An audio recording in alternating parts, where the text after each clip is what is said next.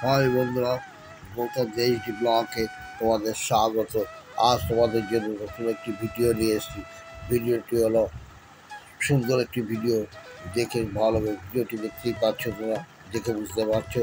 ভিডিওটি শ্রী শ্রী লোকনাথ ব্রহ্মচারী বাবা আজ তিরোধান তিথি উৎসব। তো তিরোধান তিথি উৎসবে সারা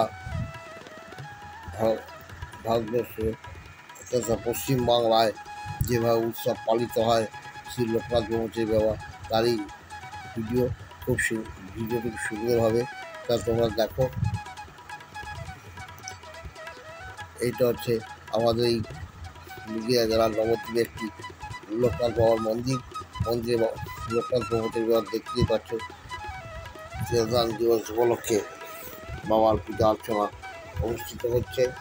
শ্রী শ্রী লোকনাথ ব্রহ্মচারী বাবা আজ ১৯৫তম তিরোধান তিথি। এই উৎসবে আজকে দিনের বেলা পুজো হচ্ছে। প্যান্ডেল সুন্দর করে সাজিয়েছে খুব সুন্দর দিয়ে।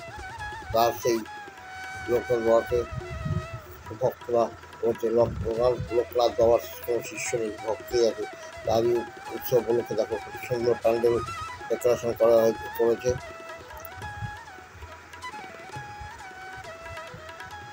এইখানে সমস্ত দুপুরবেলা বাবা লোকনাথ ভোগ নিবেদন করা হবে। ভক্তরা সব ভোগ গ্রহণ করবেন এবং রাত্রে এখানে সমস্ত বিচিত্র অনুষ্ঠান অনুষ্ঠিত হবে।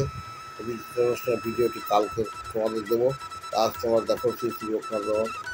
শ্রী শ্রী লোকনাথ বাবার অভয়া বাণী আজও লোকে মনের মধ্যে গেঁথে গেঁথে রঙে বনে জনজঙ্গলে যখনই দুপুর করে তখনই আমার নামে স্মরণ করি আমি তোমার রক্ষা করবো।